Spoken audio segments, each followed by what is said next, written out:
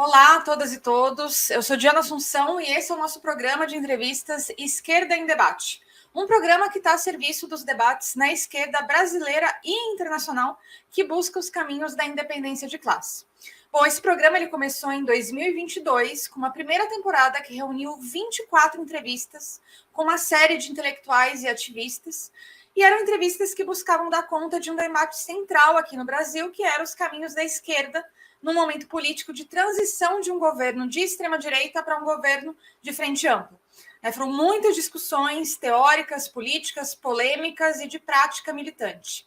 Essas entrevistas viraram um livro, Esquerda em Debate, publicado pelas edições Iskra em fevereiro desse ano. E agora, em 2023, a gente deu início à segunda temporada, que está contando também com um novo quadro de entrevista, o Diálogos da Luta Negra, com Marcelo Pablito, que vai dedicar entrevistas sobre os debates teóricos, políticos e práticos em torno da luta antirracista. E, bom, hoje, para a gente poder ampliar os horizontes aqui das nossas discussões, a gente tem uma convidada especial, que é a Daniela Cobé, que é dirigente do Grupo Revolução Permanente, que é a organização irmã do MRT na França. Muito bem-vinda ao nosso programa, Dani. Muito obrigada, uma grande saudação aos companheiros do MRT e ao conjunto dos leitores do Esquerda Diário que assistem ao programa.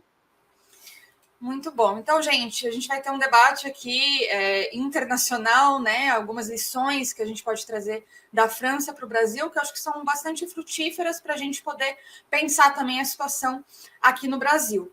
Então, eu queria começar, Dani, pedindo que você falasse um pouco para o público brasileiro qual que é a situação atual do governo na França e do movimento contra a reforma da Previdência, que a gente acompanha bastante aqui do Brasil. Tá bem. A situação atual ela é um pouco paradoxal, né? Porque, num certo sentido, a gente poderia considerar que o movimento contra a reforma das aposentadorias já foi derrotado e já terminou, porque a lei foi aprovada por decreto, né? Eu acho que isso vocês acompanharam, que o governo não teve maioria no parlamento e ele se apoiou em um dos pontos mais antidemocráticos da Constituição francesa, que permite ao governo passar qualquer lei sem maioria no parlamento, e a única forma de impedir o governo de fazer isso é votar uma moção de censura que faz cair o governo e cria uma situação na qual tem que se chamar a novas eleições legislativas. Então, foi assim como o governo aprovou, faltaram só 9 votos para o governo cair, mas isso foi em meados de abril. E apesar disso, apesar de que, num certo sentido, houve uma derrota reivindicativa do movimento, a situação política segue completamente aberta. Um dos sintomas que mostra isso é o próprio 1º de maio, que, em geral, na França, é uma data de mobilização que não é muito massiva, às vezes reúne 20, 30 mil pessoas em Paris. E esse ano, 15 dias depois da aprovação da lei, nós vivemos na França uma das principais mobilizações de 1º de maio da história. Nos últimos 20 anos, provavelmente foi a maior, só perde, na verdade, da mobilização de 2002, que foi quando tinha um perigo de que o Le Pen chegasse no segundo turno e que houve manifestações muito massivas contra a extrema-direita. Então, é uma situação na qual o movimento de massas que, enfim, percorreu o país, e a gente vai voltar um pouquinho sobre isso na entrevista, ele durou de janeiro até meados de abril. Ele foi derrotado do ponto de vista das reivindicações, né, porque a lei foi aprovada, mas, apesar disso, continua uma situação muito conflitiva no país e, inclusive, ainda há algumas formas pelas quais, inclusive, a esquerda e os manifestantes estão tentando continuar colocando essa questão sobre a mesa. Então, por exemplo, agora em junho, no dia 8 de junho, vai ter uma tentativa de um grupo parlamentar de oposição de fazer votar uma lei, que é uma lei para anular a reforma que acabou de ser aprovada. E a situação é tão caótica, o governo está tão debilitado, que essa lei poderia chegar a ser aprovada na Assembleia. Provavelmente ela seria depois derrotada no Senado, mas seria evidentemente um caos para o governo se uma lei desse tipo é aprovada no parlamento, e agora o governo está tentando fazer de tudo para que a lei não possa ser submetida ao voto. E desse marco tem também no dia 6 de junho uma nova jornada de manifestação contra a política do governo, contra a reforma das aposentadorias e também por outras reivindicações. Tem uma questão muito sentida nesse momento na França, que é a questão da inflação e da desvalorização dos salários. Tem muitas greves por salário e essas questões estão, de alguma forma, se coagulando. Mas, para além, inclusive, do calendário, digamos, das organizações sindicais ou da esquerda parlamentar, tem uma situação na qual o conjunto da população não engoliu a forma como o governo passou essa reforma, uma reforma totalmente antipopular, que era rechaçada por 80% da população e 93% da população ativa, então quase 100% dos trabalhadores que ainda estão na ativa eram contra a reforma, uma reforma que não tinha nem maioria no parlamento, e tem um certo clima no país de revanche contra o governo. Então, não sei se vocês acompanharam isso aí no Brasil, mas nesse momento a vida dos parlamentares, dos ministros e do próprio presidente não está muito fácil na França. Qualquer atividade que eles vão fazer, qualquer viagem que eles têm que fazer, se junta uma galera para protestar e tem os panelaços contra os membros do governo. Então, é uma situação de questionamento geral do governo e do regime. Se abriu uma crise muito forte do regime da Quinta República, que, para mim, na verdade, vai continuar aberta por bastante tempo. Acho que tem que tomar em conta também uma questão importante, que é que não sei se vocês têm isso em mente aí no Brasil, mas ano que vem tem Olimpíadas na França. Então tem um clima um pouco parecido com o clima que tinha em 2013 e 2014 no Brasil, no qual a vanguarda está pensando em como utilizar o evento dos Jogos Olímpicos para fazer pagar o governo pela reforma antipopular que ele acabou de passar. E tem, inclusive, através das redes sociais, algumas coisas bem engraçadas que estão se fazendo. Tem, por exemplo, uma coisa que chama os Jogos Olímpicos da Treta, como se fosse uma coisa, as Olimpíadas da Treta, no qual as diferentes cidades ficam competindo para saber quem organiza os maiores panelaços contra o governo e consegue anular os eventos do governo. Tem inclusive, umas certas pontuações, assim, por exemplo, se é o presidente, é mais pontos, se é um ministro, é um pouco menos, se é só um deputado, é menos ainda, se anula a visita, ganha mais pontos. Enfim, e tudo isso ainda também com intervenção de setores da classe trabalhadora. Então, o governo ele organiza uma visita, sei lá, numa escola, não sei que cidade, e vão os eletricistas e cortam a luz da cidade exatamente no momento em que o governo vai, enfim, fazer essa visita. Então, tem uma situação que não está nem um pouco fechada, tem uma crise muito forte, tem uma perda de autoridade do governo e do presidente. Se vocês veem, quando as poucas tentativas que o Macron fez de tentar sair na rua e falar com a população, ele depois retrocedeu, porque a galera ia para xingar. Um velhinho que chamou ele de cuzão em rede nacional, então acabou sendo uma coisa muito degradante para o próprio governo, um governo que não pode sair na rua nesse exato momento. E é um governo que vai ter que continuar governando por mais 4 anos. Então, acho que a situação na França, ainda que o movimento contra a reforma das aposentadorias provavelmente esteja de alguma forma tocando o seu fim, eu acho que a França ainda vai dar muito o que falar nos próximos 4 anos, porque tem uma situação profunda que foi aberta e uma crise muito forte com o governo e com o regime. Não, com certeza. É bem importante localizar esse elemento do momento mesmo que está, tanto o movimento, a situação mais concreta, né, da aprovação da reforma, mas esse estado de espírito geral e esses exemplos todos, né, a classe trabalhadora francesa sempre nos brinda com muita criatividade, né, nesses processos de luta, enfim. E nesse sentido, acho que seria importante também, porque vocês vêm definindo bastante sobre um ciclo da luta de classes aberto em 2016, né, com vários processos de luta e que, inclusive, abarca inclusive os coletes amarelos, que foi um processo aqui também bastante conhecido aqui no Brasil. E eu queria que você comentasse um pouco sobre isso para se entender, ou seja, essa etapa um pouco mais longa, né, da luta de classes que está colocada e as diferenças também que tem, inclusive em relação a esse momento, onde a massividade foi muito grande, né, nesse processo da reforma da Previdência, do ponto de vista do alcance nacional também e da participação ativa, né, da população. Então, Então, se você pudesse comentar um pouco isso, acho que seria interessante para entender mais profundamente o processo, inclusive o fato de que, sim, também acho que a França vai dar o que falar aí nos próximos 4 anos por essa situação, por essa combinação de fatores. Com certeza, sobre essa questão de 2016, então, para ficar claro para todo mundo, 2016, na França tinha um governo que era um governo da esquerda, né, do Partido Socialista, e que foi um governo que aplicou uma política muito de direita, e em particular aplicou uma política, uma reforma trabalhista bem neoliberal, que foi totalmente rechaçada pela população e teve um grande movimento em 2016, que foi um movimento contra essa reforma, né, chamava Lei Trabalho, Loi Travail em francês, que foi um movimento que durou 4 meses e do qual um dos elementos que ficou mais conhecido internacionalmente era o fenômeno da ocupação das praças, em particular em Paris, da Praça da República, na qual se organizou o Nuit debout, que eram as noites de pé, nos quais se organizavam assembleias, etc., com muita participação da juventude.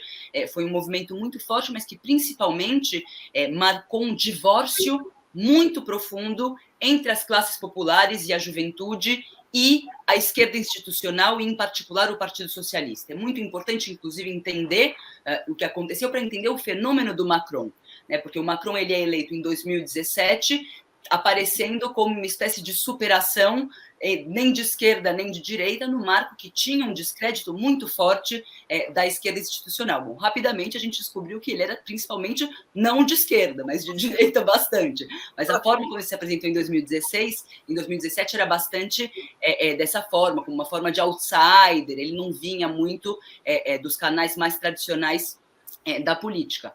Mas esse movimento, então, que durou 4 meses, apesar de que ele também foi derrotado, ele deixou marcas muito fortes na situação, e em todos os anos que se seguiram, a gente viveu, com exceção, talvez, do período da pandemia, um período mais forte da pandemia, se viveu na França grandes mobilizações de caráter nacional. Então, para dizer algumas somente, né? Bom, 2017 foi um pouco particular, porque foi um ano eleitoral. Em 2018, houve na França uma combinação muito interessante entre uma greve de um setor estratégico da classe trabalhadora, que são os trabalhadores ferroviários. A França é um país que, a diferença do Brasil, tem muita ferrovia, são ao redor de 150 mil trabalhadores ferroviários, sem contar os terceirizados, na escala do conjunto do país, e era uma greve contra uma reforma que destruía um estatuto especial que eles tinham, que era uma conquista dos trabalhadores ferroviários para compensar as condições de trabalho difíceis, de horários, etc.,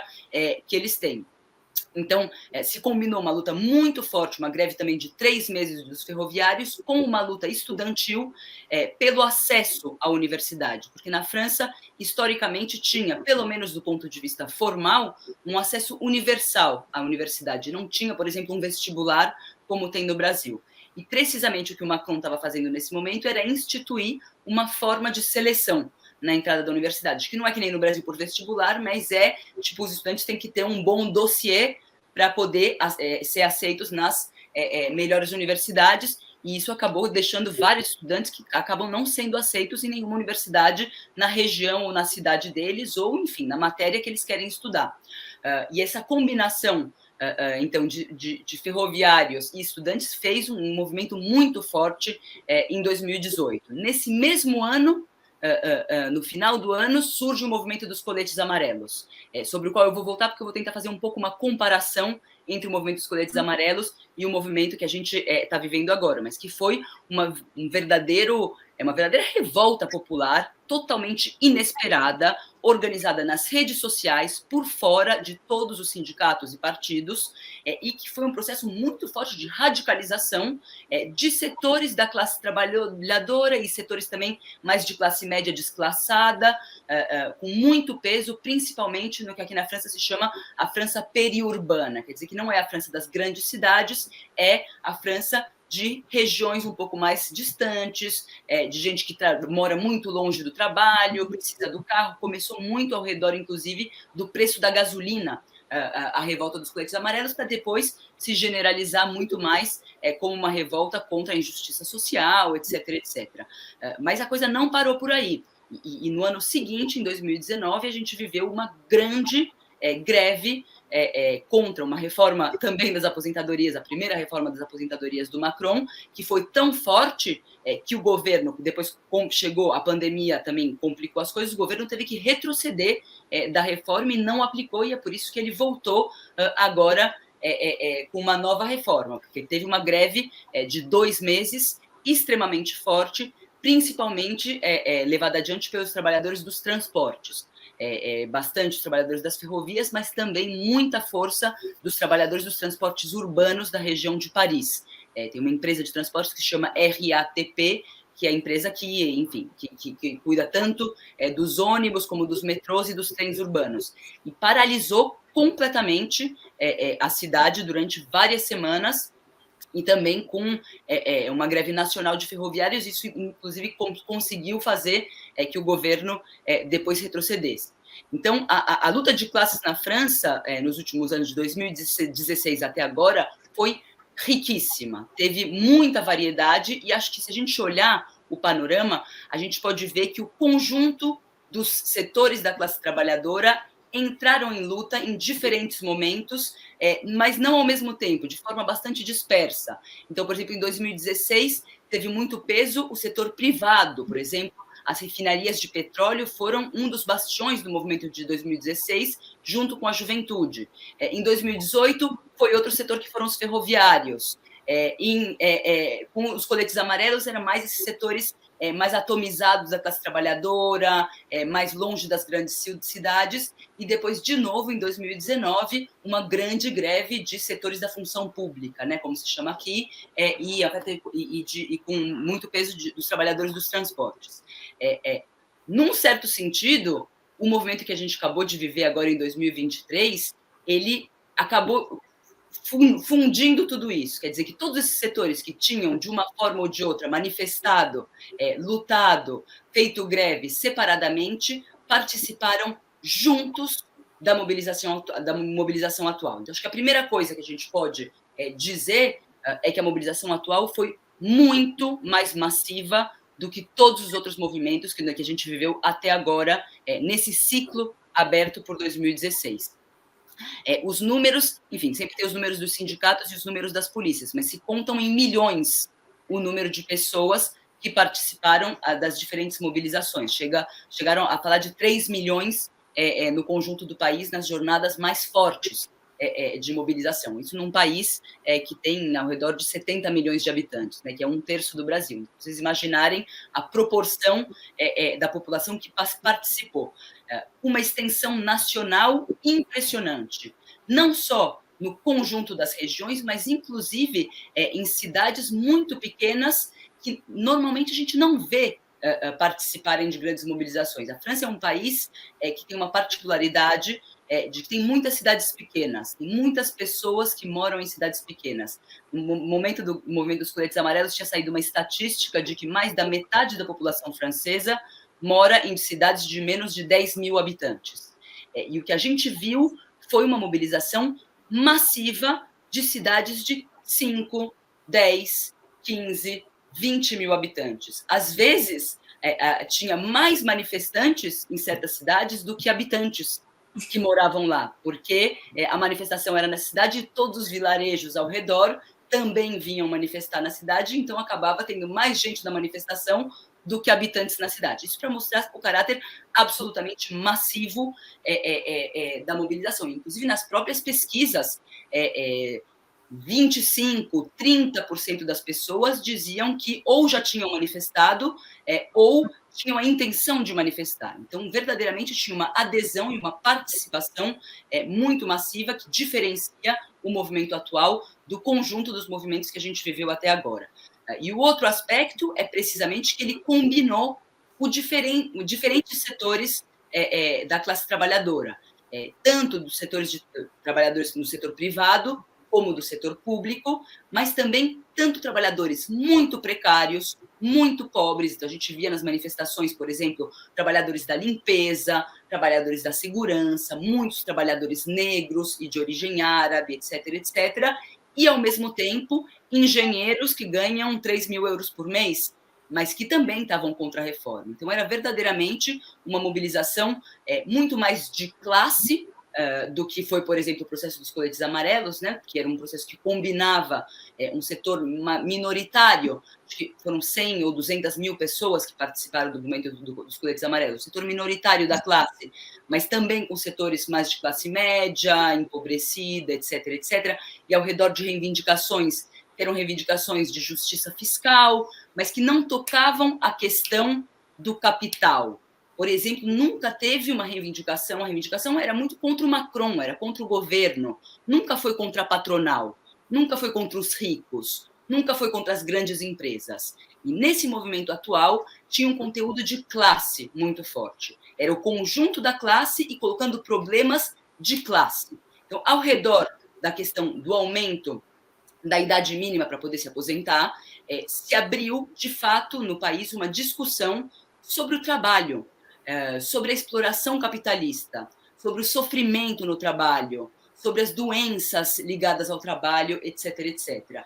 E que foi um processo muito interessante que eu acho que tem muito a ver, inclusive, com a experiência que fizeram os trabalhadores com a pandemia. A realidade é que a gente viu se mobilizar muito, muito fortemente setores que na França a gente chamava da primeira e da segunda linha da pandemia, aqueles que continuaram fazendo a sociedade funcionar quando os ricos, a classe média, estavam todos fechados nas suas casas para se proteger do vírus.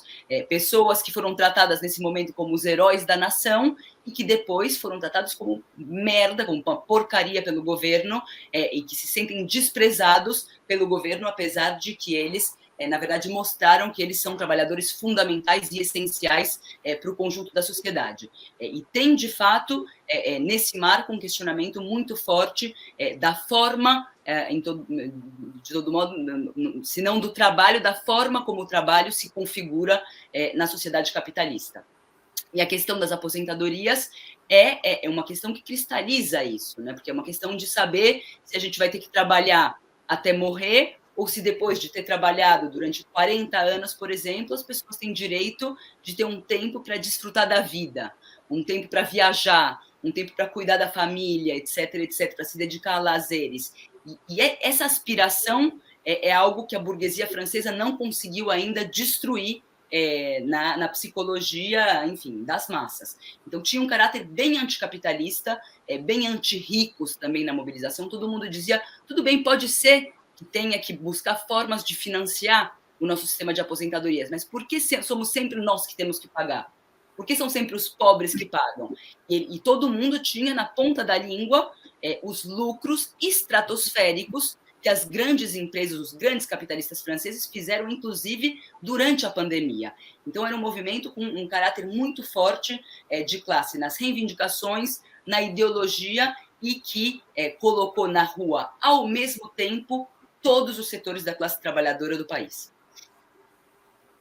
Sim, realmente muito interessante, muito importante marcar esses elementos de diferença para se entender justamente o nível de profundidade que teve esse processo. E justamente por ter esse nível de centralidade, né, da classe operária, como você colocou, esse nível de alcance, tudo isso, acho que também seria importante entender um pouco, por um lado, qual foi o papel das grandes centrais sindicais, né, ou seja, como atuaram concretamente para esse resultado, inclusive, e, por outro lado, também do próprio Partido Reformista do Jean-Luc Mélenchon, né, a França Insumissa, né, como que foi essa atuação, porque, enfim, é um partido que mais, do ponto de vista, né, de uma esquerda mais institucionalizada, que expressava uma certa ilusão, né, em alguns setores da própria vanguarda, assim.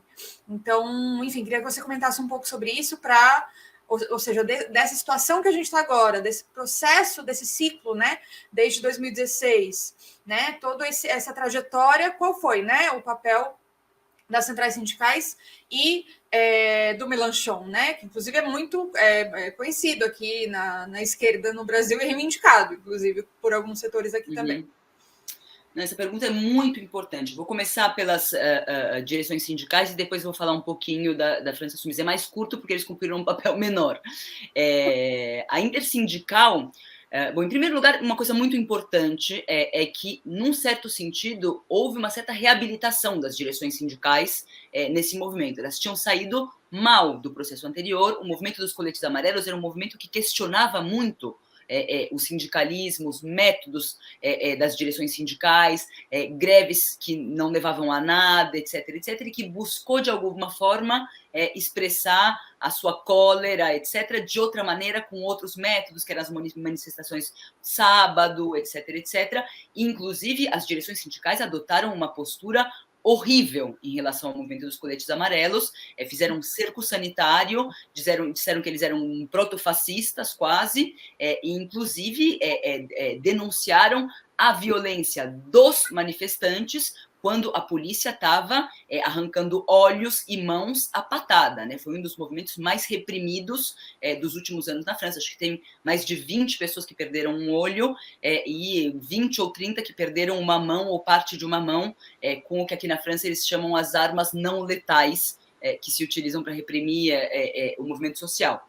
Então, num certo sentido, o papel da intersindical, né, que na verdade foi a união de todos os principais sindicatos no país, é muito diferente, muito mais importante, tem um fortalecimento dos sindicatos no começo do movimento em relação ao que vinha acontecendo antes. Esse é o primeiro elemento. O segundo elemento, que é muito importante, é saber que na França tem uma forte divisão sindical, então tem 8 centrais sindicais, não tem unidade sindical em nenhum nível, não tem unidade sindical nem no nível da fábrica, quer dizer que numa mesma fábrica pode ter 7 sindicatos diferentes, o que é uma grande vantagem para a patronal, né, porque ela sempre pode encontrar 1 ou 2 sindicatos pelegos com os quais negociar.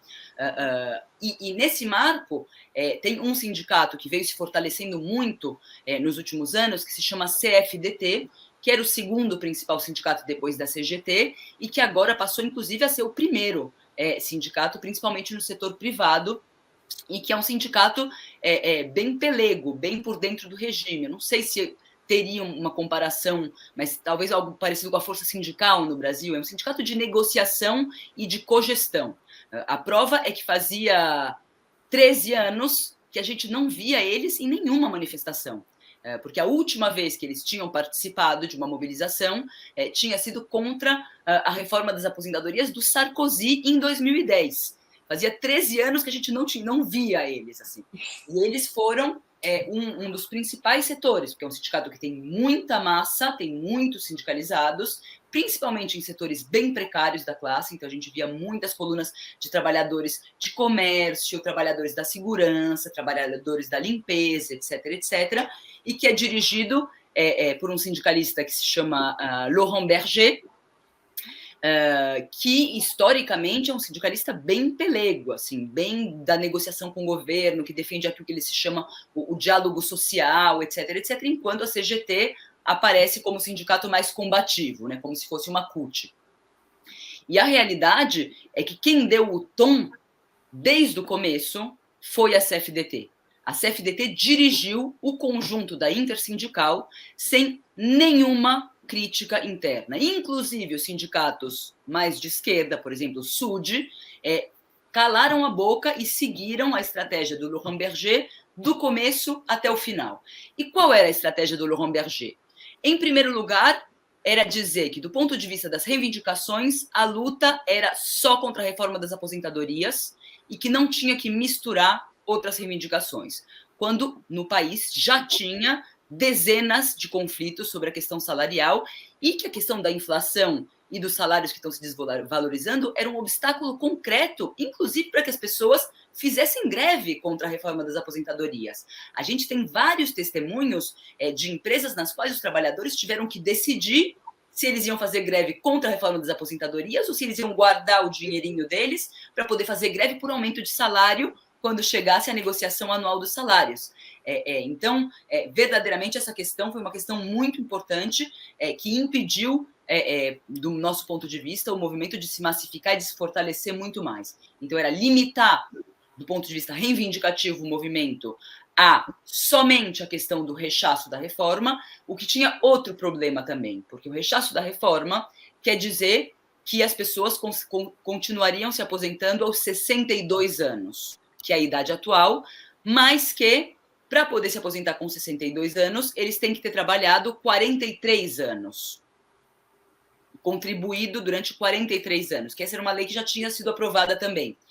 E isso não resolve o problema de grande parte da classe trabalhadora, porque as mulheres que muitas vezes têm carreiras interrompidas por causa dos filhos, de períodos de precariedade, etc., etc., já têm muita dificuldade de cumprir os 43 anos. Para não falar dos trabalhadores imigrantes, que muitas vezes chegam na França aos 30 anos.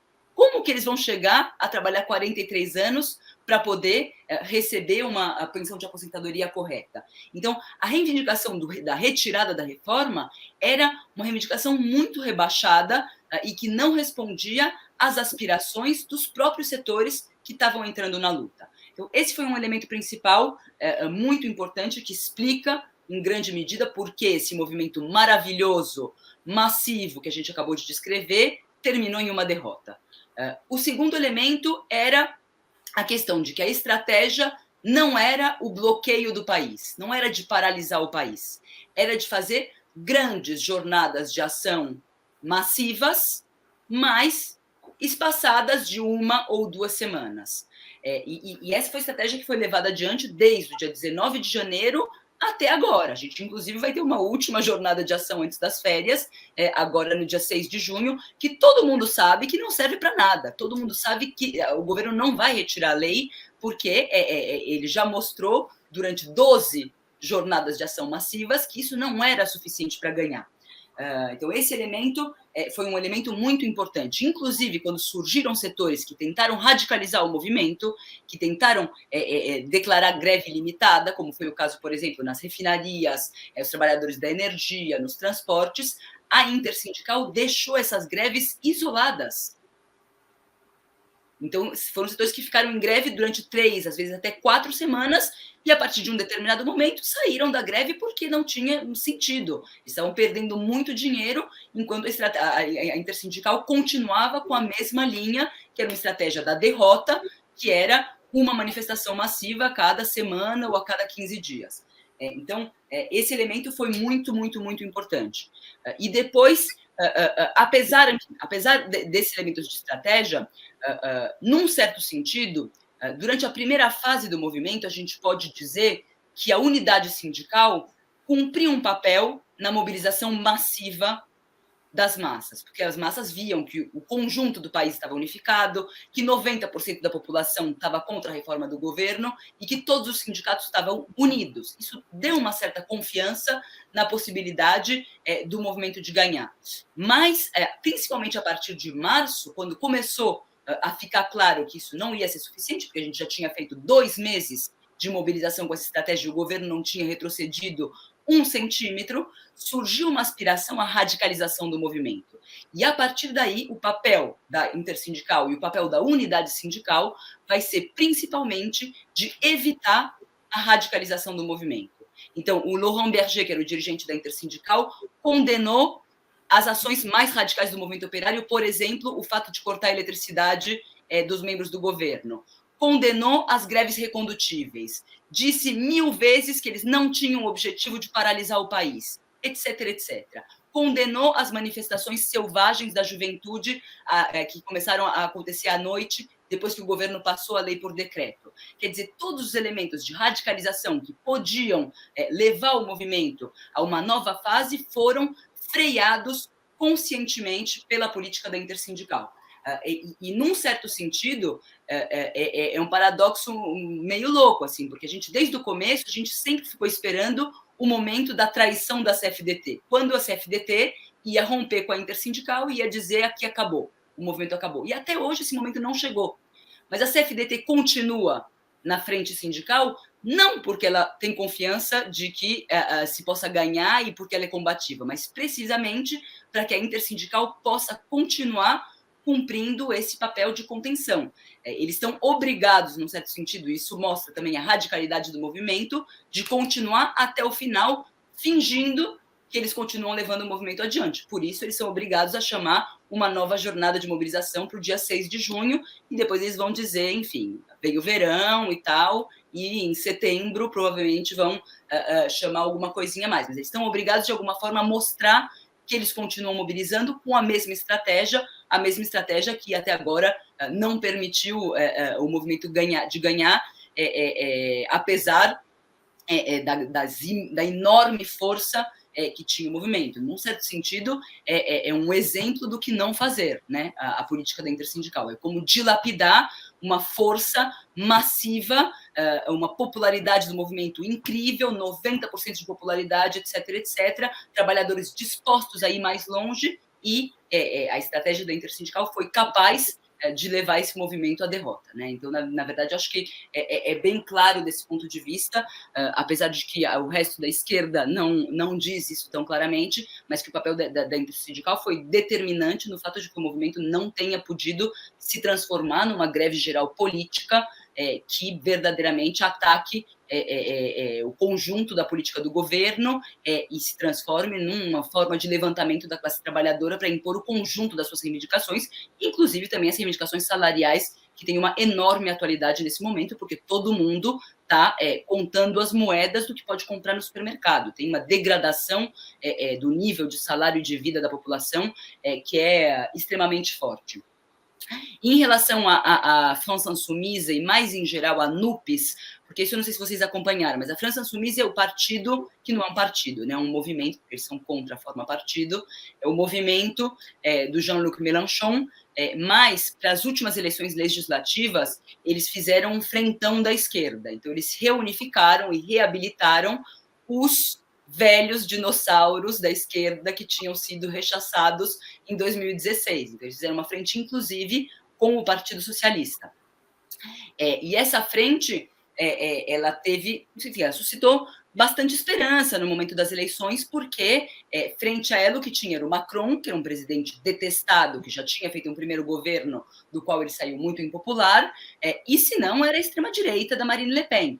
Então, evidentemente, teve uma canalização forte do ponto de vista eleitoral. Mas a France Insoumise, que é uma máquina para as eleições, em geral, tem muito mais dificuldade de cumprir esse mesmo papel e de canalizar as expectativas por fora das eleições. Isso por diferentes razões, assim, mas a primeira é que é uma frente que não tem muita base de classe. A France Insoumise ela tem uma lógica mais populista, né? O sujeito para eles é o povo, em geral, e não é a classe trabalhadora. Então, por exemplo, eles, um pouco parecido com o que era o Syriza na Grécia, eles têm muita canalização eleitoral, mas pouca relação orgânica com os setores da classe trabalhadora. Então, não tem, por exemplo, um exemplo de um lugar, de um setor dirigido pela France Insoumise que cumpriu um papel importante no movimento. O papel deles era mais um papel democrático, então os deputados deles, os mais de esquerda, vinham tirar a molecada da cadeia quando a galera caía presa nas manifestações, etc., etc., mas no movimento mesmo eles fizeram seguidismo das direções sindicais e não cumpriram um papel independente.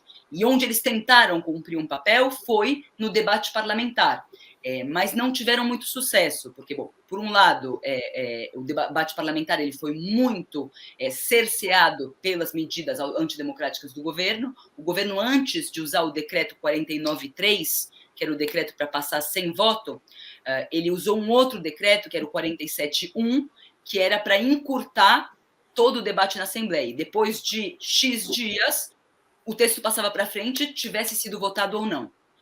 E a estratégia dos deputados da France Insoumise era uma estratégia da guerrilha das emendas. Então, eles fizeram 1000 emendas ao texto da reforma. E isso levou, que era uma estratégia meio de bloqueio e tal, isso levou aqui o debate, quando chegou no ponto X, de que não podia mais e que tinha que passar o texto para frente, não se tinha chegado, todavia, ao ponto-chave da reforma, que era a questão do aumento da idade de aposentadoria. Então, inclusive, os sindicatos ficaram putos com a France Insoumise e disseram: a gente queria que o governo tivesse que votar, que os parlamentares tivessem que se pronunciar sobre essa questão, e a estratégia da France Insoumise não só não impediu o texto de passar, porque é evidente que era impossível, mas, inclusive, poupou o governo de um elemento que teria sido uma cristalização de uma relação de forças desfavorável para ele no parlamento num momento dado e que poderia ter reforçado o movimento. Então, eu acho que, assim, o balanço da France Insoumise, uma vez mais, é um balanço de uma certa impotência para poder intervir nos grandes momentos da luta de classe. Muito bom para as eleições, para a luta de classes, bem menos. Sim. bem importante também deixar claro esse elemento, porque, como eu tinha colocado, aqui no Brasil, inclusive no último processo eleitoral, teve todo um movimento de defesa do voto no Mélenchon como única alternativa, frente, né, por um lado, a extrema-direita da Marine Le Pen, por outro lado, Macron, e, enfim, depois, inclusive, alguns setores da esquerda até chamando o voto útil no próprio Macron, né? Que mostra também é muita gente. Aqui no Brasil isso foi bem... Diziam que era o voto antifascista. Exatamente. E aí depois você fica, né, numa situação com esse movimento massivo contra o Macron, aplicando essa reforma, esse discurso do voto antifascista, ele se derrete. Né, e mostra uma grande impotência, inclusive para poder enfrentar a influência do Le Pen, porque apesar de toda a guerrilha, das emendas, etc., nas pesquisas de opinião, hoje quem cresce um pouquinho em termos de votos é o Le Pen e não a esquerda do Mélenchon. Então, acho que, inclusive, do ponto de vista do enfrentamento eleitoral com a extrema-direita, está mostrando muito dos seus limites, né? Claro, exatamente. Isso serve bastante para a nossa discussão aqui no Brasil, porque justamente todo o debate é uma amplíssima frente com empresários, com a direita, com tudo isso, para tentar bloquear a extrema-direita, quando, na verdade, justamente esse discurso, essa situação, acaba justamente fortalecendo também a própria extrema-direita. Né? A conciliação de classes é o caminho para pavimentar, né, uma própria recuperação da extrema-direita. E... Bom, eu acho que foi importante, inclusive, todo o resgate que você fez em relação ao próprio, enfim, ao papel das centrais sindicais, inclusive em relação aos coletes amarelos, né? Dá para fazer um paralelo também, foi utilizado aqui no Brasil também, se comparava os coletes amarelos com as jornadas de junho de 2013 aqui no Brasil. Todo mundo me perguntava isso, né? Não é que nem em 2013? Sim, aqui a gente imagina, está completando 10 anos, né, da jornada de junho de 2013, e ainda tem justamente todo um discurso que é bastante colocado pela intelectualidade petista, inclusive de que, né, 2013 chocou o ovo da serpente, e etc., que é justamente para esconder o próprio papel, né, do PT e dos sindicatos dirigidos pelo PT de reagir a uma revolta popular, né, por mais direitos, por mais serviços sociais, com repressão, se aliando, né, a todas as forças reacionárias da sociedade que depois foram os pilares, né, do próprio golpe institucional que a gente tanto rechaçou aqui no Brasil. Isso pavimentou bastante o caminho para o Bolsonaro se reerguer, né, e conseguir justamente, né, entrar no governo. Bom, e agora a gente vê toda uma mudança de marco estratégico no país, no qual o próprio governo do PT está junto com forças que foram parte desse golpe institucional, né? Então, esse caminho, na realidade, ele realmente aponta para um beco sem saída, né? Para a classe trabalhadora, e por isso que é fundamental tanto uma política independente quanto tirar lições desses processos de luta internacionalmente, assim. E vendo essa situação, por um lado, né, dos sindicatos, né, e dessa esquerda reformista, institucional, do Mélenchon, eu acho que foi muito importante a gente, enfim, a gente publicou bastante coisa aqui no Esquerda Diário, aqui no Brasil, sobre a Rede pela Greve Geral. Eu queria que você contasse um pouco o que foi a Rede pela Greve Geral e qual foi o conteúdo no qual ela interviu frente a essas contradições que estavam colocadas para o movimento, apesar da sua massividade. Uhum. Então, na verdade, a rede ela surge bem cedo, acho que a gente ainda estava no mês de janeiro, ou começo de fevereiro, a partir de uma tribuna, um texto que a gente publicou num jornal de grande leitura aqui na França, que era precisamente um texto assinado por 300 sindicalistas, intelectuais, artistas, que colocava uma série de problemas em relação ao movimento que estava começando.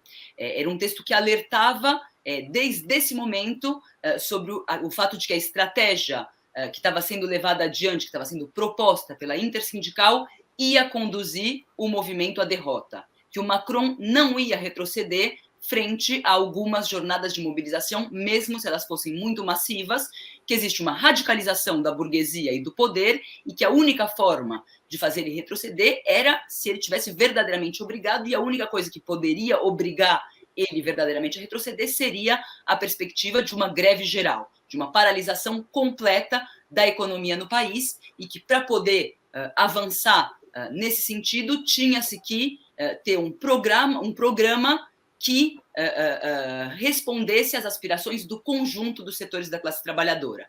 Então, já nesse texto de janeiro, a gente colocava a questão, por exemplo, da integração da reivindicação de salários na luta. A gente colocava a questão de que tinha que integrar a preocupação dos setores mais precários e mais oprimidos da nossa classe, como as mulheres ou como os trabalhadores imigrantes, que tinha, inclusive, que ligar essa questão, as questões que são grandes preocupações da juventude, como, por exemplo, a questão ecológica, e que essa era a forma de criar uma grande frente entre o conjunto dos setores que tem total interesse em derrubar esse governo e abrir a possibilidade, inclusive, de questionar o funcionamento mais de conjunto da sociedade, questionar a exploração capitalista que estava no centro das preocupações, e que isso só se podia dar através de uma greve geral que tocasse o conjunto dos setores e que fosse uma greve ilimitada no tempo até que o governo retrocedesse.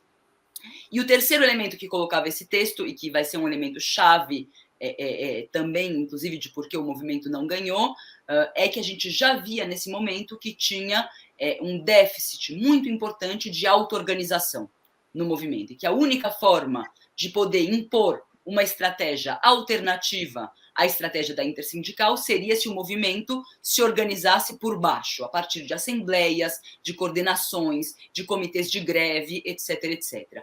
Que são coisas que na França tem uma certa tradição, principalmente o movimento estudantil na França, historicamente, teve uma forte tradição de auto-organização, de assembleias massivas, de coordenações nacionais, né? Numa das lutas vitoriosas do movimento estudantil dos anos 2000, que foi a luta contra o CPE, em 2006, um dos elementos muito fortes era isso, era uma coordenação nacional, semanal, com representantes votados e mandatados pelas assembleias, que decidia os rumos do movimento. Então, a gente colocava essa questão da auto-organização como uma questão central.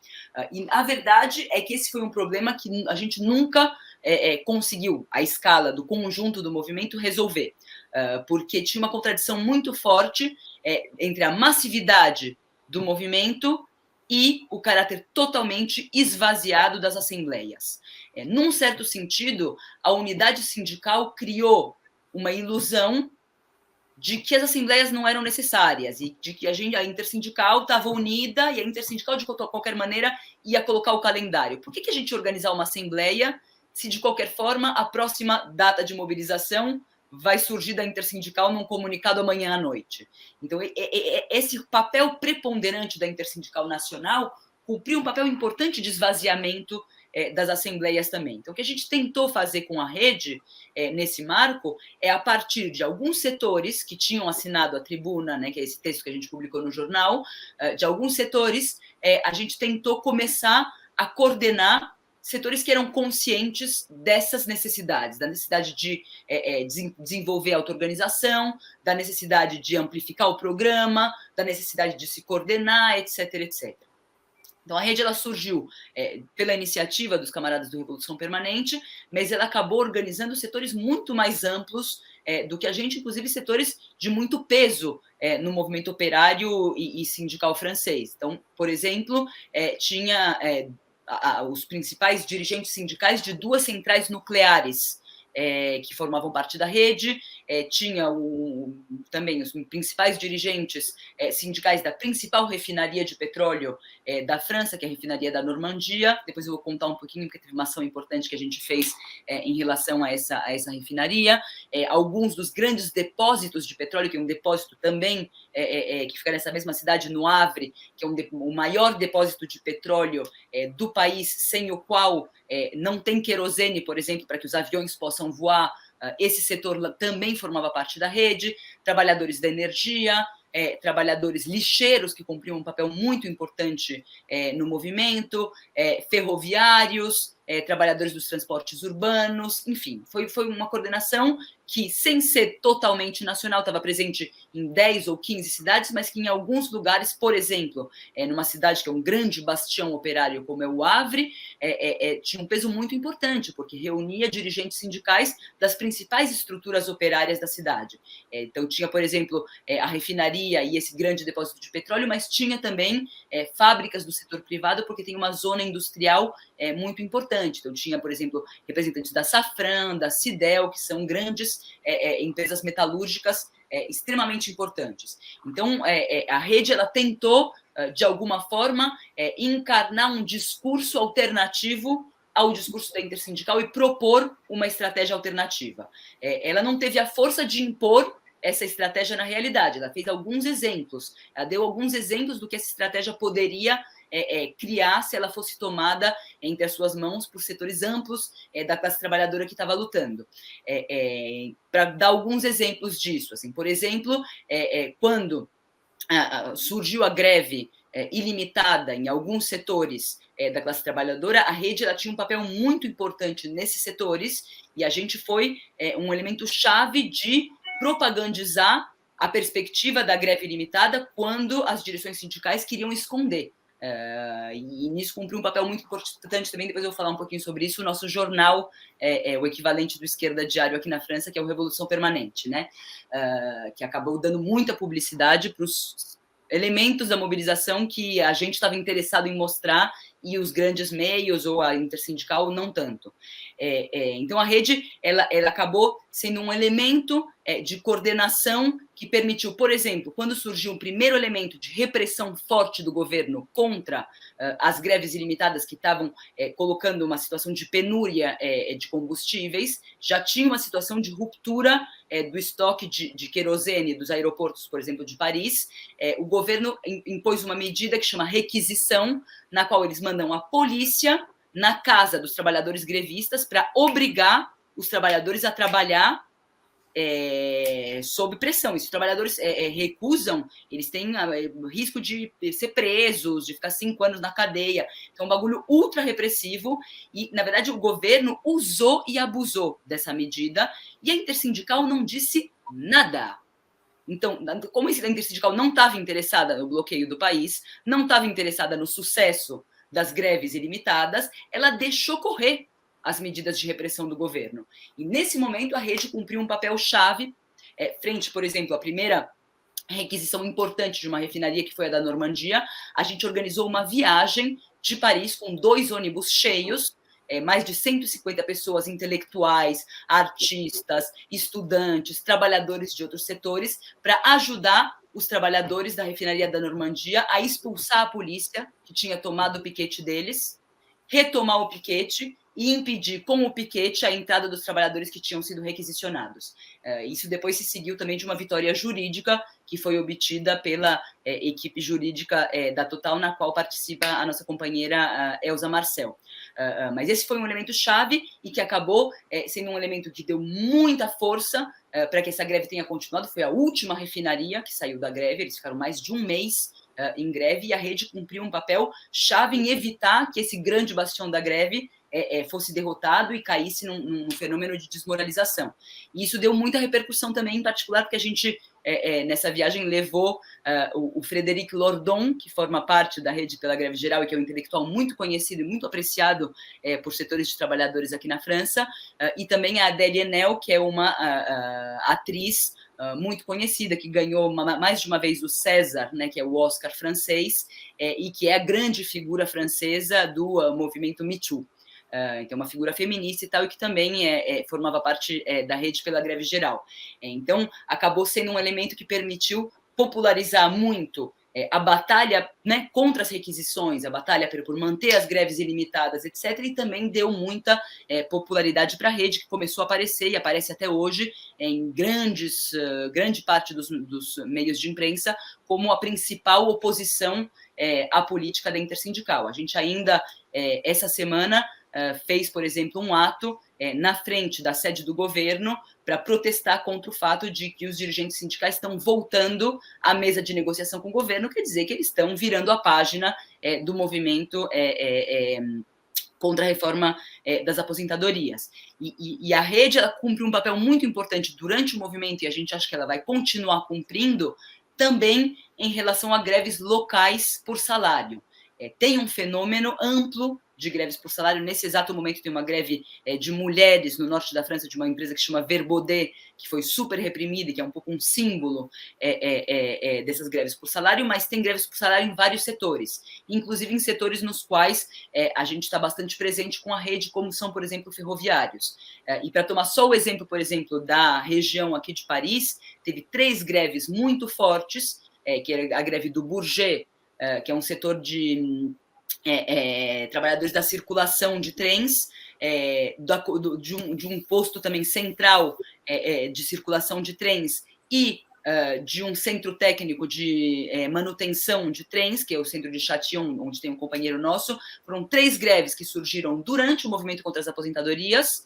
As 3 integravam ao mesmo tempo a questão das aposentadorias e reivindicações próprias, principalmente salariais, e as 3 foram vitoriosas, porque se mostra que tinha uma relação de forças, era um momento de golpear contra o governo e contra a patronal juntos sobre o conjunto das reivindicações da classe trabalhadora. E acho que a gente está, de alguma forma, mostrando um pequeno exemplo, e a gente vai tentar fazer que a rede continue sendo um elemento de coordenação e de organização dos trabalhadores, porque a situação não está fechada. A gente acha, como eu dizia, que nos próximos 4 anos vai ter muita luta de classes na França, e essa questão da auto-organização e da coordenação de forma independente da burocracia sindical vai continuar sendo uma questão determinante. Por isso a gente está tentando, em todo caso, manter a rede como uma organização viva que continue servindo para esses objetivos nas lutas da classe trabalhadora dos próximos meses e anos. Sim, um enorme exemplo. A rede, acho que a gente, enfim, tanto aqui no Brasil quanto em outros países, é muito importante tanto transmitir esse papel das burocracias, mas justamente um caminho que buscasse apresentar uma alternativa, né, a essa estratégia que termina com muita resignação, né, para a classe trabalhadora e para a juventude, mas que justamente apontava um caminho bem distinto, né, para tentar levar o movimento até a sua radicalização, né, e a sua auto-organização. E Dani, aí, enfim, obviamente tem que perguntar, né? E a esquerda, né? Digamos assim, NPA, Lucha Ouvrière, aqui o PSOL, né? As várias correntes do PSOL adoram, né? Qualquer experiência neorreformista que apareça em qualquer lugar do mundo, de qualquer jeito, etc., independente do que façam, as correntes do PSOL adoram e ficaram aqui tentando salvar um pouco o NPA, inclusive escondendo um pouco a enorme crise, né? Pela qual o NPA... Qual o NPA? O pessoal, as coisas do pessoal não sabem nem explicar direito. Não, mas não romperam, não sei o quê. Enfim, dá um pouco de vergonha, no fundo, assim. Mas justamente para você explicasse essa questão, né? Ou seja, qual o NPA, o que é o NPA nesse momento, né? E também das outras correntes de esquerda que, enfim, que papel cumpriram, né, nesse processo? Uhum. Então, essa é uma questão delicada, porque, na verdade, a gente vem discutindo há vários anos já, precisamente que a gente acha que a extrema esquerda, como se chama aqui, que é a esquerda, né, que se reivindica revolucionária, não vem cumprindo um papel muito importante no conjunto de mobilizações que houve nos últimos anos. Não cumpriu um papel determinante em 2016, não cumpriu um papel determinante na greve de ferroviários, teve, em geral, uma atitude ruim em relação ao movimento dos coletes amarelos, e nesse movimento também é muito difícil olhar e ver qual é o papel específico das correntes da esquerda revolucionária no movimento atual. A Lucha Ouvrière é uma corrente que tem peso militante, tem peso na classe trabalhadora, e apesar disso, tem uma falta total de iniciativa, uma falta importante de crítica da burocracia sindical. Eles têm uma linha de que não tem que falar sobre a burocracia sindical, porque se falar sobre a burocracia sindical, a gente está criando ilusões na burocracia sindical, então é melhor não falar. E essa forma de não falar era deixar correr a estratégia da Intersindical e do Berger e não opor outra estratégia, né? Então, a Lucha Ouvrière teve um papel, apesar do fato de que ela teria condições materiais, inclusive maiores do que as nossas. Eles são uma organização nacional de milhares de militantes e com peso em muitas estruturas do movimento operário, e apesar disso, é muito, muito difícil saber qual foi o papel específico que eles cumpriram nesse movimento, como nos movimentos anteriores, desde 2016. E em relação ao NPA, tem uma situação que é uma situação complicada, por isso que eu fiz a piada do NPA qual, porque, na verdade, nesse exato momento tem 2 NPAs, né? Eu não sei a que ponto aí no Brasil vocês acompanharam, mas no mesmo momento em que a gente fundou a Revolução Permanente como organização independente, que foi em meados de dezembro, teve também uma semana antes um congresso do NPA, que era um congresso que estava anunciado já fazia anos, porque, na verdade, o NPA não tinha tido congresso desde 2018, quando estatutariamente tem que ter congresso a cada 2 anos, e que era um congresso que estava anunciado já há muito tempo como um congresso que ia levar a uma explosão do partido, porque o partido estava muito dividido há muitos anos, inclusive a nossa exclusão em 2021. Acho que sim. Foi. Sim, acho que sim. A nossa exclusão em 2021 teve muito ligada a isso. Estava dividido entre vários projetos. Bom, o NPA é um partido que surgiu já com um projeto estratégico pouco claro, né? Um partido que nunca se definiu por um projeto de sociedade comunista ou socialista, por exemplo, claramente, que nunca definiu qual era a sua estratégia. Ele se definiu pela negativa no fato de ser anticapitalista, e o fato de ser anticapitalista foi interpretado pelos seus membros de formas diferentes desde o começo, né? Então, desde o princípio do NPA se viveu uma série de rupturas, a maioria pela direita, e a maioria dessas rupturas terminaram na corrente que hoje dirige o Jean-Luc Mélenchon, que é a France Insoumise. Então, o NPA dos inícios, que tinha tido 10 mil militantes, já agora no final era um partido bastante pequeno, né? Acho que no último congresso devem ter votado uns 1.300, 1.400 militantes no máximo, dos quais, inclusive, a gente sabe que boa parte milita muito pouco, porque é um partido com uma militância muito frouxa, etc, etc. Então, é um partido que vinha numa crise muito forte, no qual coexistiam projetos diferentes, e, em particular, nos últimos anos, um setor importante da direção do partido, vendo o sucesso eleitoral da France Insoumise, vem desenvolvendo a ideia de que tem que se construir, se não dentro da France Insoumise, de alguma forma ligado à France Insoumise, como uma forma de tendência externa, como uma ala anticapitalista dessa esquerda neorreformista que está se construindo. Uma localização análoga à localização que eles tiveram durante anos na Espanha em relação ao Podemos, né? Porque a gente está falando de uma corrente política internacional que se agrupa numa organização internacional trotskista, de origem trotskista, que se chama Secretariado Unificado da Quarta Internacional, e que na Espanha já tinha tido uma política do mesmo tipo, né? Eles foram construtores, iniciadores, idealizadores desde o começo desse projeto neorreformista que foi o Podemos, e que hoje co-dirige a Espanha com o Partido Socialista, né? Contra os quais, no princípio, supostamente, eles criaram a organização deles. Então, esse congresso levou a uma explosão. O setor, que é o setor que é mais conhecido do partido, porque tem os principais porta-vozes, que são Olivier Besancenot, o Philippe Poutou, romperam com as alas esquerdas, que são diferentes correntes, e eles estão numa construção, num diálogo com setores da France Insoumise para tentar ir a um projeto comum. Mas a realidade é que eles estão com bastante dificuldade, porque é uma corrente que tem muito peso nos mediático, tem umas figuras muito conhecidas, mas tem muito pouco peso militante. E, por outra parte, tem então, o outro NPA, os dois conservaram o mesmo nome, isso cria uma confusão, ninguém sabe quando é um e quando é outro que está falando. Os sites da internet é Nouveau Parti Anticapitalista.org e o outro é .fr, é o mesmo endereço, e só muda o .org e o .fr, e você cai num NPA diferente, segundo se você coloca org ou fr. E o outro NPA tem certo peso na juventude, mas, na verdade, é uma corrente que acabou ficando muito marginalizada, que não teve muita iniciativa, a não ser na juventude um pouco, durante o movimento, e que está ficando bastante marginalizada porque não tem figuras públicas, não tinha jornal, tem pouca expressão política, assim, está se vendo também os limites, de alguma forma, dessa esquerda do NPA para poder dirigir uma organização, enfim, ter uma política numa situação complexa, como a situação que nós estamos vivendo. Então, nenhum dos dois cumpriu um papel muito importante, e, além disso, eles estão no meio de uma guerra que provavelmente vai terminar nos tribunais, porque, na verdade, tem uma discussão sobre a repartição do patrimônio material da organização, das sedes, do dinheiro, e nesse exato momento, inclusive, eles estão lutando publicamente pelas questões de dinheiro, o que não ajuda muito eles a estarem muito bem localizados na situação, porque é um espetáculo meio feio de se ver.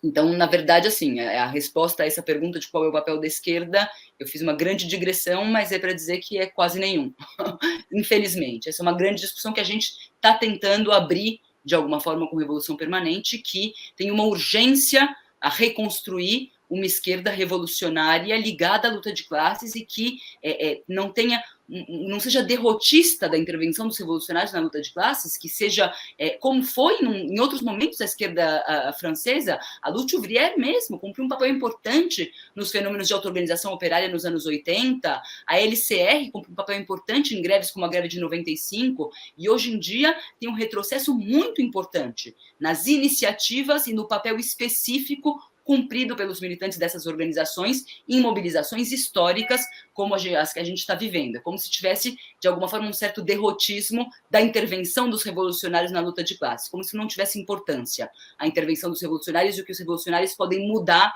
no curso das coisas. A gente está tentando, com Revolução Permanente, mostrar um exemplo um pouco diferente, enfim, modestamente, porque a gente é uma organização pequena e muito jovem, mas a gente acha que no conjunto da sequência de 2016 até agora, a gente vem mostrando uma tentativa, em todo caso, de encarnar uma tradição diferente. Sim, isso já conduz à última pergunta que eu ia fazer para a gente ir encerrando aqui a nossa conversa bastante rica sobre o processo francês, que era justamente sobre a Revolução Permanente, né? Frente a isso que você definiu como derrotismo, né, do papel dos revolucionários, eu acho que a Revolução Permanente surgiu como, enfim, uma alternativa muito, muito interessante, inclusive emergiu, né, no processo. Foi fundado, né, no final do ano passado, eu, inclusive estive, né, no congresso de fundação do Revolução Permanente, junto com outros companheiros da fração trotskista também, para poder acompanhar esse processo tão importante.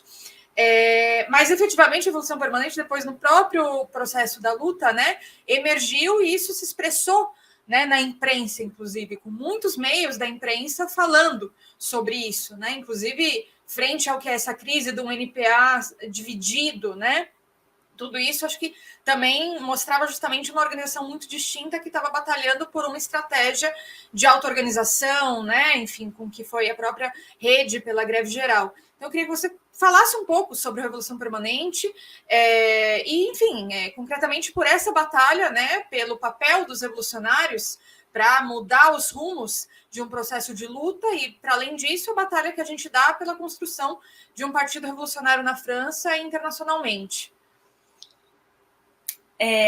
Então, a gente, na verdade, a gente brinca aqui que a gente tem a impressão de que a gente fundou a nossa organização faz 3 ou 4 anos, assim, porque aconteceram tantas coisas desde dezembro passado que não parece que faz só 4 meses, né?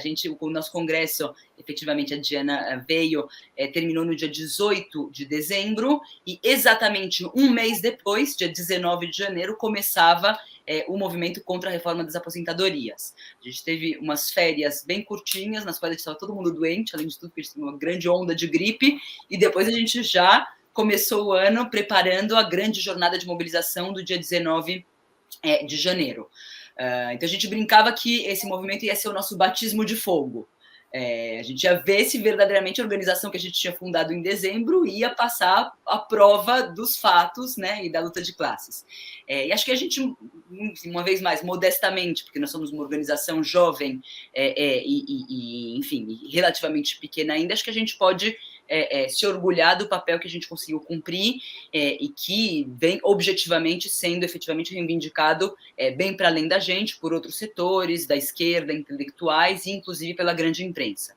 Eu acho que essa emergência, para dizer de alguma forma, do Revolução Permanente, ela se explica de diferentes maneiras. Ela foi preparada pelo fato que acho que a gente conseguiu, na nossa ruptura com o NPA, explicar amplamente qual era a nossa especificidade e por que o NPA estava nos expulsando, que a campanha que a gente fez, que a gente não tenha conseguido aceder à campanha oficial com a Anas Kazib, também ajudou a começar a impor a gente como uma terceira cara da extrema esquerda, mas que foi o movimento contra a reforma das aposentadorias que terminou verdadeiramente de, enfim, colocar a gente com os dois pés no panorama da esquerda e como uma organização séria, incontornável na extrema esquerda francesa.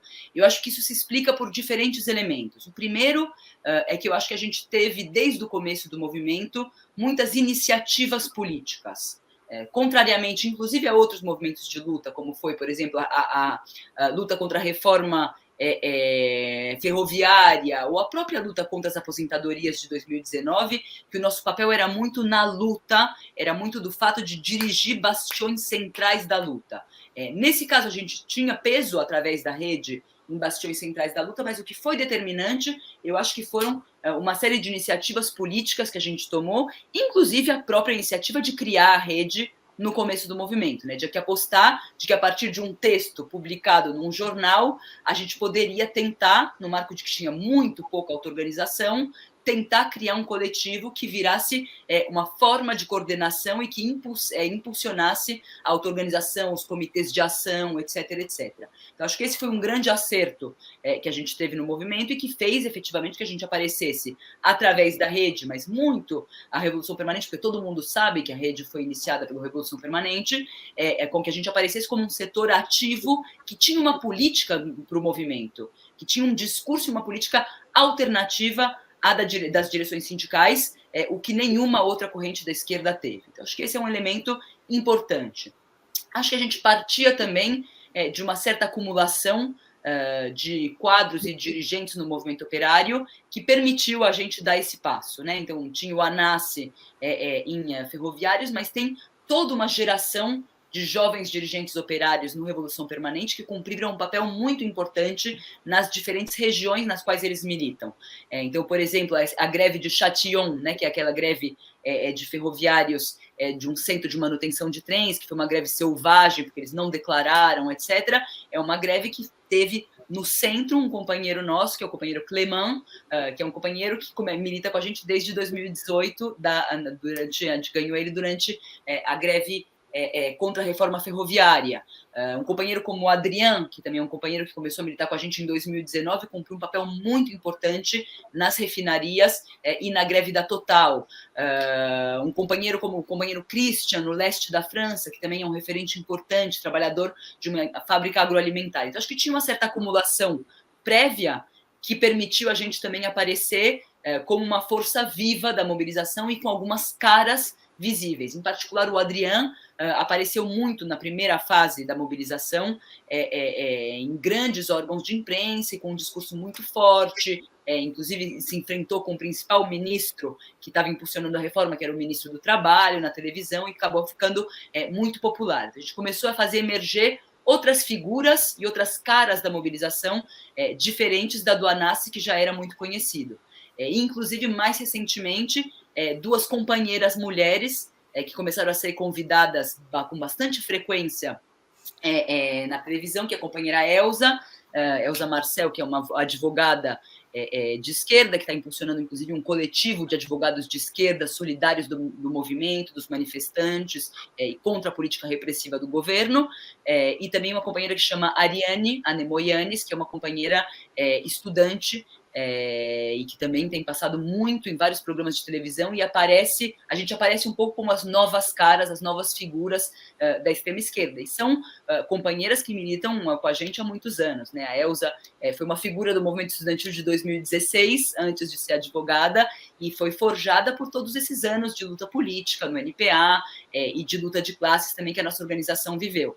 E a Ariane era secundarista em 2016 e participou também de toda uma série de lutas nos últimos anos e é hoje a principal figura do nosso coletivo de juventude, que é um coletivo que vem crescendo muito também, né, que chama Le Point Levé, que é o punho levantado, seria a tradução, e que em algumas universidades importantes aqui na França, como, por exemplo, a principal universidade de Toulouse, que chama Le Mirail, ou algumas faculdades emblemáticas de Paris, como a Paris 8, por exemplo, em Saint-Denis, a gente é a primeira força nas eleições universitárias, né? Então, o nosso coletivo veio se fortalecendo muito e a Ariane acaba também emergindo um pouco como principal representante desse coletivo. E depois, para terminar, eu acho que a gente teve um mérito também importante na mobilização, que foi o papel do jornal. O Revolução Permanente acabou, aproveitando inclusive esse elemento de que a gente estava muito ligado às estruturas onde a greve era mais forte, o Revolução Permanente acabou uma vez mais, porque ele já tinha cumprido esse papel em outros momentos, se transformando em um dos principais meios de imprensa para poder acompanhar o que estava acontecendo no movimento. Então, a gente teve uma explosão do número de visitas, a gente chegou de novo a se aproximar do 1 milhão de visitas mensal, quando as nossas visitas tinham baixado bastante, e com muito interesse pelas nossas posições políticas sobre o movimento também, sobre os artigos mais de fundo que a gente escrevia, dava para ver que a gente estava não só cobrindo o movimento, mas também aportando um ponto de vista e respostas para uma série de militantes que estavam começando a se colocar a pergunta de aonde ia a estratégia das direções sindicais. Mas esse papel, inclusive, mais jornalístico do Revolução Permanente foi muito reivindicado, inclusive por jornalistas profissionais. A gente teve um momento que eles faziam piada nas redes sociais, eles diziam, quando a gente chega num piquete de greve, o Revolução Permanente ainda não está, é quase um milagre, e a gente sabe que a gente chegou muito cedo, porque a gente sempre era os primeiros a chegar em todos os piquetes, etc, etc, até porque a gente tinha laços mais orgânicos que eles com a classe. E os jornalistas ligavam para a gente para obter informações privilegiadas sobre determinados setores, etc, etc. Então, acho que essa questão é uma lição importante também sobre o papel do jornal como organizador coletivo em momentos de luta de classes intensa, né? Eu acho que esse também foi um elemento sem o qual eu acho que a emergência do Revolução Permanente teria sido impossível. Então, uma combinação de fatores, de uma política correta, de muitas iniciativas políticas, de um jornal que deu para a gente muita personalidade, que foi um organizador coletivo durante a mobilização, e do fato de que a gente acumulou, eu acho, uma série de militantes, de quadros políticos, de uma grande qualidade, de uma grande capacidade oratória, etc., que agora, inclusive os grandes meios de imprensa, as principais cadeias de imprensa, começam a convidar a gente para falar sobre as nossas opiniões políticas, né? No começo, inclusive, convidavam a Elza para falar de questões de direito e a Ariane para falar sobre questões de juventude, agora elas são convidadas para expressar a posição do Revolução Permanente sobre os mais diferentes temas da realidade nacional. E esse elemento de conseguir fazer emergir figuras de esquerda é um elemento central. Acho que a última grande figura que tinha, de alguma forma, emergido antes das nossas, né, antes do Anas, da Elza, da Ariane e do Adrien, acho que tinha sido Olivier Besancenot e depois o Philippe Poutou. E já faz tempo, né? O Olivier Besancenot, a primeira campanha eleitoral dele foi em 2002 e o Philippe Poutou foi em 2012. Então, acho que a gente também, de alguma forma, está mostrando uma cara diferente, uma cara nova da esquerda, de inclusive militantes mulheres, jovens, combativas, que calam a boca de ministros na televisão. Isso cria também, acho que um espaço interessante, uma certa atratividade para a nossa organização. A gente agora está quebrando um pouco a cabeça aqui para ver como a gente vai conseguir transformar tudo isso em força militante, né? Porque a gente saiu de um processo de congresso, a gente já deu um salto de construção bem importante da nossa organização, mas a verdade é que a gente está vendo que tem muita simpatia em amplos setores da juventude e também em setores de trabalhadores em relação à nossa organização, e a gente está pensando políticas para ver como a gente consegue organizar eles em algum nível. Então, a gente está, nesse momento, lançando, por exemplo, uma política de assembleias amplas do Revolução Permanente, de simpatizantes, etc., para tentar começar a reunir centenares de participantes que a gente, de simpatizantes que a gente acumulou durante o movimento através da nossa intervenção. Esse vai ser o grande desafio que a gente está se colocando agora para o fim do ano, e depois vamos fazer também uma escola de verão que a gente espera reunir várias centenas, mais ainda do que a do ano passado. Muito bom. Realmente, acho que, enfim, toda essa trajetória do Revolução Permanente nesse curto espaço de tempo, né, 4 meses desde a fundação, mas todo o período anterior, com que era a CCR, né, Corrente Comunista Revolucionária, no NPA, lutando de maneiras abertas, né, pela construção de uma organização revolucionária, eu acho que realmente foi uma novidade de importância para o conjunto da esquerda internacional. Assim, acho que essa experiência na França traz lições muito importantes e, enfim, para a nossa batalha de lutar para construir um partido revolucionário, acho que são passos fundamentais, ainda mais num país como a França. Eu acho que para a gente aqui no Brasil é decisivo seguir com muita força, acompanhando, inclusive porque a situação não se fechou, né? Segue bastante conturbada a situação política na França, e eu acho que vai ser fundamental ter essa vanguarda organizada, né, na Rede pela Greve Geral, e esse avanço de construção do Revolução Permanente também é muito importante, com essas iniciativas das assembleias e do acampamento de verão também, que vocês vão fazer aí. Então, eu queria, enfim, reafirmar a importância aqui para todo mundo aqui no Brasil, a gente seguir essa experiência aí na França e as lições que nos traz também, e te agradecer pela entrevista, foi muito boa, muito importante, eu acho que para a gente aqui serve bastante. Então, é isso. Obrigada, Dani, pela participação. Não, foi um prazer compartilhar com os meus conterrâneos essa experiência que a gente está vivendo por aqui. Sim, te esperamos. Espero que não tenha enrolado muito meu português, porque eu estou morando aqui faz 15 anos, às vezes eu enrolo um pouquinho a língua. Não, foi perfeito. E a gente espera aqui no Brasil, quando possível também. Tá certo. Quando a luta de classes der umas férias pra gente. Por aqui. Sim. Sim, é isso. Então, gente, obrigada a todo mundo que acompanhou essa entrevista.